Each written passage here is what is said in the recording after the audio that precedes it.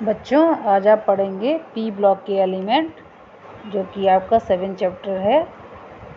तो P block के element किसे कहते हैं? देखिए, वे तत्व जिनमें अंतिम इलेक्ट्रॉन जो है वो पी कक्षक में प्रवेश करता है।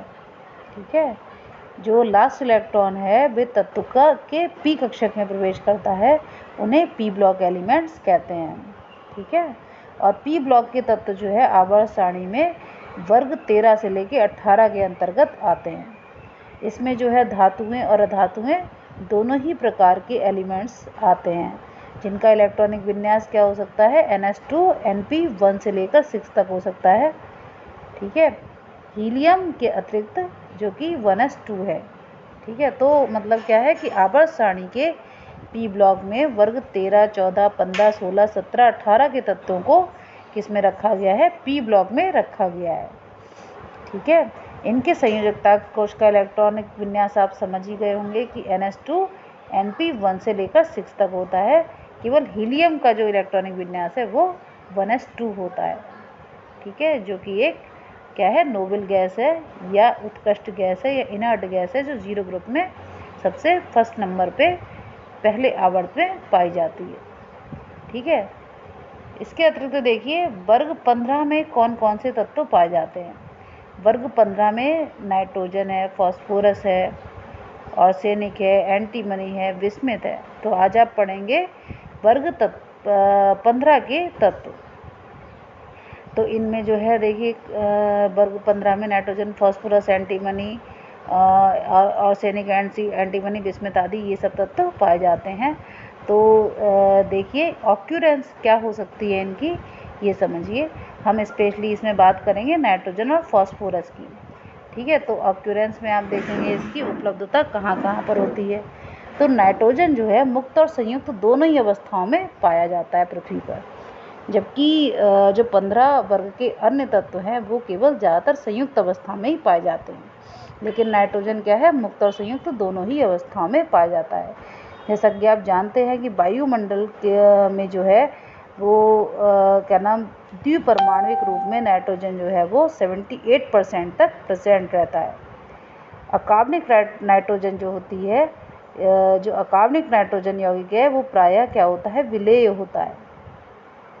और ये जो है प्रकृति में कहाँ पर? चिली सॉल्टपीटर के अलावा भी कहीं पर मतलब बहुत कम मात्रा में पाए जाते हैं। मतलब कहाँ पर? जो भूपर्पटी है, जैसे कि अर्थ क्रस्ट जो है, ऊपर वाला जो क्रस्ट है भूपर्पटी के खनिज, जैसे कि चिली सॉल्टपीटर, जिसका सूत्र आप जानते होंगे NaNO3 होता है, सोडियम नाइट्रेट के रूप में जिसका सूत्र आप व्यक्त करते हैं, तथा इंडियन सॉल्टपीटर जिसे हम कहते हैं KNO3, पोटेशियम नाइट्रेट, इसके रूप में जो है नाइट्रोजन जो है प्रकृति में पाई जाती है। इसके अलावा किसके अलावा? वायुमंडलीय नाइट्रोजन के अलावा। ठीक है, नाइट्रोजन जो है आप जानते हैं सजीवों में भी पाई जाती है। किसके रूप में? प्रोटीन के रूप में, अमीनो एसिड्स के रूप में और न्यूक्लिक अम्ल के रूप में। तो न्यूक्लिक अम्ल आप जानते हैं प्रोटीन जो है सजीवों के शरीर का एक आवश्यक यौगिक है। तो सजीवों में प्रोटीन के रूप में, प्रोटीन का जो छोटा फॉर्म है वो एमिनो एसिड न्यूक्लिक एसिड से बनते हैं। तो इन सभी में जो है नाइट्रोजन एक महत्वपूर्ण अवयव के रूप में पाया जाता है। ठीक है, और नाइट्रोजन और फास्फोरस ये दोनों ही जो हैं पौधों और जानवरों के उत्तकों के लिए आवश्यक तत्व होते हैं। तो नाइट्रोजन तो आपको पता है कि प्रोटीन में पाया जाता है, और जो फास्फोरस होती है वो कैल्शियम फॉस्फेट के रूप में हड्डियों और दांतों में पाई जाती है जीवों के। ठीक है, इसके अतिरिक्त आप देखिए इलेक्ट्रॉनिक विन्यास देखिए वर्ग 15 के तत्वों का जो संयोजकता कोश का इलेक्ट्रॉनिक विन्यास है वो क्या है? NS2 NP3 है। इन तत्वों के S कक्षक जो होते हैं वो पूर्णतः भरे हुए होते हैं, एवं जो P कक्षक होते हैं वो अर्धभरित होते हैं। ठीक है, जो कि इनके इलेक्ट्रॉनिक विन्यास को अतिरिक्त स्थायित्व प्रदान करते हैं। जैसे कि नाइट्रोजन है, इसका जो लास्ट ऑर्बिट में इलेक्ट्रॉनिक विन्यास आप देखेंगे 2s2 2p3 होता है, फॉस्फोरस का 3s2 3p3 होता है। लास्ट ऑर्बिट के इलेक्ट्रॉनिक विन्यास में बता रही हूँ। आर्सेनिक का आप देखेंगे तो 4s2 4p3 है। मतलब लास्ट ऑर्बिट में जो इलेक्ट्रॉनों की संख्या है वो कितनी होगी, 5 होगी। ठीक है, तो 15वें वर्ग के जो भी तत्व हैं उन सभी की लास्ट ऑर्बिट में 5 इलेक्ट्रॉन्स प्रेजेंट होंगे। और जो s ऑर्बिट है वो पूर्णतः भरा हुआ होगा, मतलब उसमें 2 इलेक्ट्रॉन कंप्लीट होंगे। और जो p ऑर्बिट है उसमें वो हाफ फिल्ड होगी, मतलब उसमें 3 इलेक्ट्रॉन प्रेजेंट होंगे।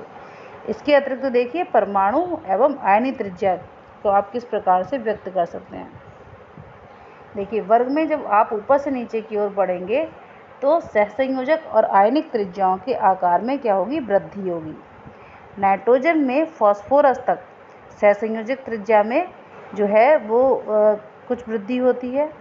हालांकि आर्सेनिक से बिस्मिथ तक सहसंयोजक त्रिज्या में बहुत कम वृद्धि दिखाई देती है। यह भारी सदस्यों में पूर्ण भरे डी या एफ कक्षकों की उपस्थिति के फलस्वरूप उत्पन्न होती है। तो आप समझ गए होंगे कि परमाणुविक त्रिज्या में किस प्रकार से ऊपर से लेकर नीचे की ओर वृद्धि होती है। ठीक है बच्चों, इसके बाद देखिए आयरन एंथैल्पी में क्या परिवर्तन होते हैं। तो आप जैसे जैसे वर्ग में नीचे की ओर बढ़ेंगे तो जो आपकी आयरन एंथैल्पी होगी परमाणुवीय आकार में लगातार वृद्धि होने के कारण क्या होती जाएगी, कम होती जाएगी। और जो आपके हाफ फिल्ड p ऑर्बिट्स हैं इनके इलेक्ट्रॉनिक विन्यास के अतिरिक्त स्थायित्व एवं छोटे आकार के कारण संगत आवर्तों में वर्ग संख्या 15 के तत्वों की आयरन एंथैल्पी वर्ग 14 के तत्वों की अपेक्षा बहुत अधिक होती है। विभिन्न आयरन एंथैल्पियों का अपेक्षित क्रम आप अगर जानना चाहें तो क्या होगा, delta H1 is less than delta H2 is less than delta H3। मतलब आयरन एंथैल्पी का मान लगातार क्या हो रहा है, बढ़ रहा है। इसके अतिरिक्त आप देखेंगे अगला जो गुण है वो इलेक्ट्रोनेगेटिविटी का गुण है, विद्युत ऋणात्मकता का गुण है। तो विद्युत ऋणात्मकता आप देखेंगे तो वर्ग में ऊपर से नीचे की ओर जाने पर विद्युत ऋणात्मकता का मान घटता है। आप जानते हैं कि किसी आवर्त में बाएं से दाएं जाने पर विद्युत ऋणात्मकता का मान क्या होता है, बढ़ता है। परंतु किसी भी वर्ग में आप ऊपर से नीचे की ओर जाएंगे तो विद्युत ऋणात्मकता का मान क्या होगा, घटता जाएगा। तो वर्ग में नाइट्रोजन की विद्युत ऋणात्मकता क्या होगी, सबसे अधिक होगी। अतः यह N-3 आयन बनाने की अधिक प्रवृत्ति रखता है। और बिस्मिथ की विद्युत ऋणात्मकता कम होती है। अतः यह प्रबल विद्युत ऋणी तत्व से संयोग करके क्या बनाता है, आयनिक यौगिक बनाता है। क्या बनाता है, आयनिक यौगिक बनाता है। इसके अतिरिक्त आप कुछ अन्य गुणों को अगर समझें, जैसे कि मेटालिक कैरेक्टर है, तो आप जानते हैं किसी भी वर्ग में ऊपर से नीचे की ओर जाने पर धात्विक लक्षण हमेशा बढ़ता चला जाता है। ठीक है, तो nitrogen, phosphorus, arsenic, antimony, bismuth, इसमें आप देखेंगे अधातु से स्टार्ट होकर धातु की ओर बढ़ रही है स्थिति। तो नाइट्रोजन और फॉस्फोरस क्या हैं, अधातुएं हैं। और आर्सेनिक और एंटीमनी क्या है, उपधातुओं में आएंगी, उपधातु की श्रेणी में आएंगी। और बिस्मिथ किस श्रेणी में आएगा, धात्विक श्रेणी में आएगा। इसके अतिरिक्त आप देखेंगे क्वथनांक और गलनांक, ये भी कुछ गुण है। तो इनको अगर आप देखें तो इस वर्ग में जो गलनांक है वो नाइट्रोजन से आर्सेनिक तक लगातार बढ़ता चला जाता है। ठीक है, और एंटीमनी से बिस्मिथ तक अगर आप देखेंगे तो घटेगा, जबकि क्वथनांक जो है वो नाइट्रोजन से एंटीमनी तक बढ़ता है तथा बिस्मिथ का क्या हो जाता है, कम हो जाता है। तो नाइट्रोजन से आर्सेनिक तक गलनांक जो है परमाणु आकार की क्रमिक वृद्धि के कारण बढ़ते हुए रहते हैं। और एंटीमनी तथा बिस्मिथ में 5 सहसंयोजी बंध बनाने के स्थान पर 3 सहसंयोजी बंध बनाने की प्रवृत्ति, मतलब अक्रिय युग्म प्रभाव के कारण इनके गलनांकों में असामान्य व्यवहार पाया जाता है। इसके पश्चात अगर आप एक गुण और देखें जिसे हम कहते हैं घनत्व या डेंसिटी, तो आप जब वर्ग में ऊपर से नीचे की ओर जाएंगे तो घनत्व जो है क्रमशः बढ़ता चला जाएगा। ठीक है बच्चों, इसके अतिरिक्त आप देखेंगे भौतिक गुण इसके क्या क्या हो सकते हैं। तो देखिए भौतिक गुण से आप इसमें क्या समझते हैं। तो जो इस वर्ग के भौतिक गुण हैं वो जो सभी तत्व होते हैं इस वर्ग के वो कैसे होते हैं, बहुपरमाणुक होते हैं, मल्टी एटॉमिक होते हैं या पॉली एटॉमिक होते हैं। डाइनाइट्रोजन को छोड़कर अन्य सभी जो तत्व होते हैं वो ठोस होते हैं। मतलब डाइनाइट्रोजन क्या है, एक गैस है, लेकिन इसको छोड़कर अन्य सभी जो है वो ठोस होते हैं, क्योंकि डाइनाइट्रोजन एक द्विपरमाणविक गैस है और वर्ग में ऊपर से नीचे की ओर जाने पर क्वथनांक में वृद्धि हो रही है, जबकि गलनांक आर्सेनिक तक बढ़ते हैं और उसके बाद बिस्मुथ तक घट जाते हैं। तो नाइट्रोजन के अलावा अन्य सभी तत्व अपर रूपता भी प्रदर्शित करते हैं। अपर रूपता मतलब एक ही तत्व जो है उसके ज्यामिति में डिफरेंस होने के कारण, ज्यामिति में बदलाव होने के कारण क्या हो जाता है, तत्व के परमाणु तो सेम रहते हैं लेकिन उनकी स्ट्रक्चर चेंज हो जाता है, उनके गुणों में भिन्नता आ जाती है। इसके अतिरिक्त आप देखिए रासायनिक गुण। तो ऑक्सीकरण अवस्थाएं तथा इनकी क्रियाशीलता में पाई जाने वाली प्रवृत्तियां जो हैं उनको आप समझिए ये किस प्रकार से परिवर्तित होती हैं। ऑक्सीकरण जो वर्ग 15 के जो तत्व होते हैं उनकी ऑक्सीकरण अवस्था प्रदर्शित करने की प्रवृत्ति जो है वो घटती है तथा +5 ऑक्सीकरण अवस्था का जो स्टेबिलिटी होती है वो कम होती जाती है। वर्ग में नीचे की ओर +5 ऑक्सीकरण अवस्था के स्थायित्व में कमी तथा +3 ऑक्सीकरण अवस्था में स्थायित्व में वृद्धि किसके कारण होता है, अक्रिय युगल प्रभाव के कारण या अक्रिय युग्म inert gas inert pair effect के कारण होता है। मतलब +3 ऑक्सीकरण अवस्था में के स्थायित्व में वृद्धि होती है कब, जब आप वर्ग में नीचे की ओर जाएंगे, और +5 या +5 ऑक्सीकरण अवस्था के स्थायित्व में कमी होती है। ये कमी किस कारण होती है, अक्रिय युग्म प्रभाव के कारण होती है। और बिस्मुथ जो है एकमात्र अभिलाक्षणिक यौगिक BiF5 ऐसा यौगिक बनाता है, केवल बिस्मुथ बनाता है। ऑक्सीजन के साथ अभिक्रिया करने पर नाइट्रोजन जो है वो +1, +2 और +4 ऑक्सीकरण अवस्थाओं को प्रदर्शित करता है। +1, +2 और +4 ऑक्सीकरण अवस्थाओं को प्रदर्शित करता है। और फास्फोरस भी कुछ ऑक्सी अम्लों में +1 और +4 ऑक्सीकरण अवस्थाओं को प्रदर्शित करता है।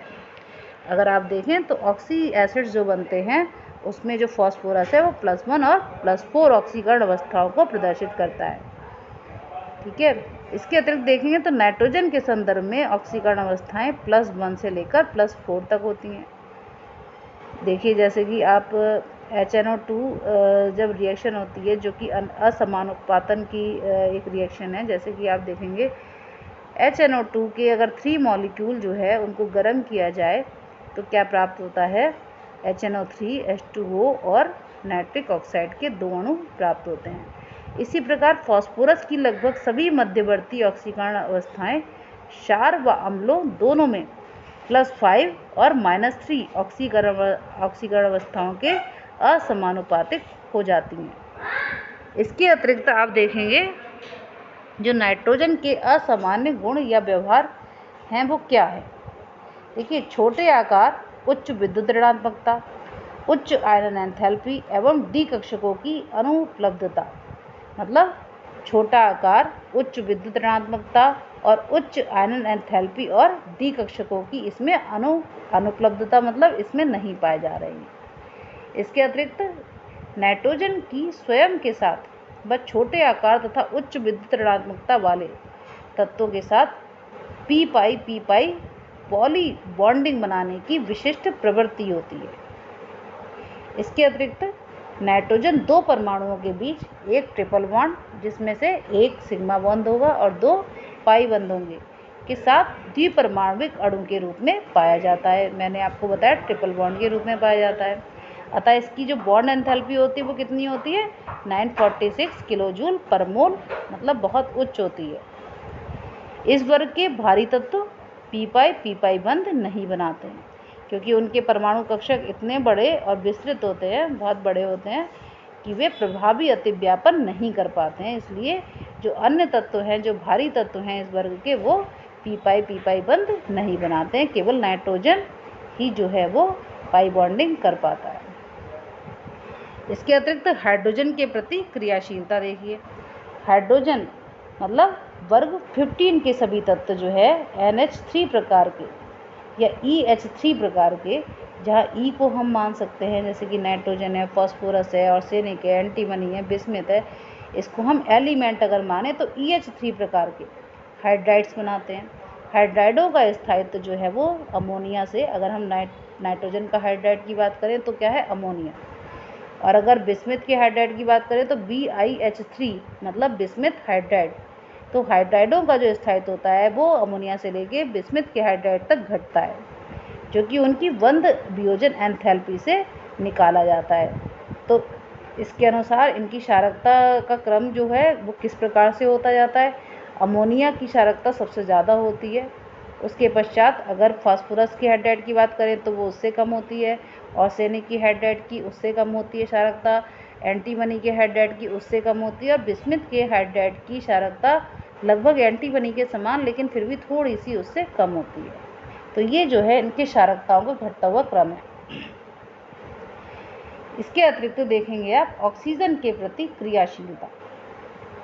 ऑक्सीजन के प्रति क्रियाशीलता क्या है, ये जो तत्व है ये सभी तत्व जो हैं दो प्रकार के ऑक्साइड मतलब E2O3 और E2O5 प्रकार के ऑक्साइड्स बनाते हैं।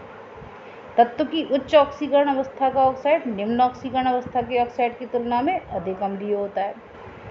जो उच्च ऑक्सीकरण अवस्था का ऑक्साइड है वो निम्न ऑक्सीकरण अवस्था के ऑक्साइड की तुलना में क्या होता है, अधिक अम्लीय होता है। और वर्ग में नीचे जाने पर अम्लीय गुण घटता जाता है। जब आप वर्ग में किसी वर्ग में ऊपर से नीचे जा रहे हैं तो अम्लीय गुण घटता जा रहा है। तो नाइट्रोजन और फास्फोरस के E2O3 प्रकार के ऑक्साइड पूर्णतः अम्लीय होते हैं। कैसे होते हैं, पूर्णतः अम्लीय होते हैं। जबकि आर्सेनिक तथा एंटीमनी के उभयधर्मी और बिस्मिथ के जो ऑक्साइड होते हैं वो कैसे होते हैं, प्रबल क्षारीय प्रकृति के होते हैं। कैसे होते हैं, प्रबल क्षारीय प्रकृति के होते हैं।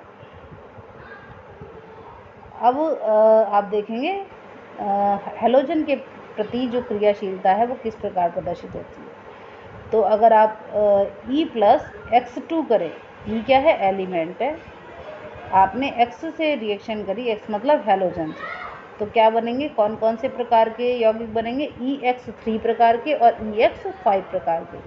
मतलब अगर E की जगह आप नाइट्रोजन रख दें तो N+X2 क्या बनेगा, NCl3 बनेगा। मतलब X की जगह Cl और E की जगह N रख दें तो क्या बनेगा, NCl3।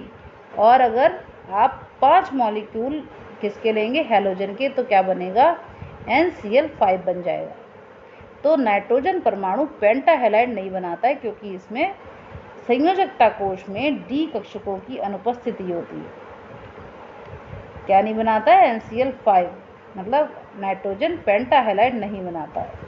मतलब अगर आप इसमें जो है पेंटाहेलाइड बनाएंगे तो अन्य जो है वो चूँकि D कक्षकों की उपस्थिति होगी उनमें तो पेंटाहेलाइड बनाएंगे, लेकिन नाइट्रोजन जो है वो पेंटाहेलाइड नहीं बनाएगा क्योंकि उसमें D कक्षक नहीं पाए जाते हैं।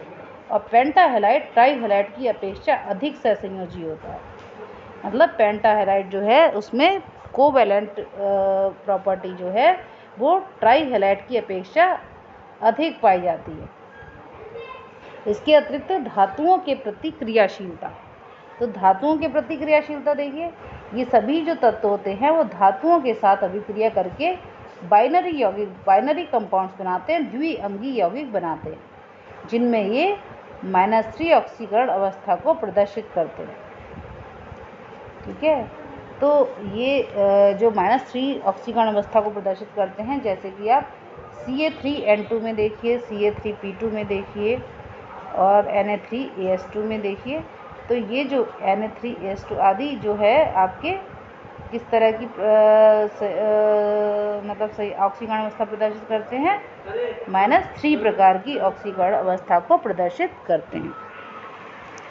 इसके अतिरिक्त आप देखेंगे अगला जो टॉपिक है डाइनाइट्रोजन बनाने की विधि। तो डाइनाइट्रोजन का मतलब क्या है, डाइनाइट्रोजन का मतलब है नाइट्रोजन के 2 परमाणु जब आपस में क्रिया करते हैं, मतलब बॉन्ड्स बनाते हैं, मतलब ट्रिपल बॉन्ड के द्वारा संयुक्त होते हैं। आपको मैंने बताया था ट्रिपल बॉन्ड के द्वारा जो है वो नाइट्रोजन के 2 परमाणु आपस में संयुक्त होते हैं तो क्या बनता है, N2 बनता है, जिसे हम क्या कहते हैं, डाई नाइट्रोजन कहते हैं।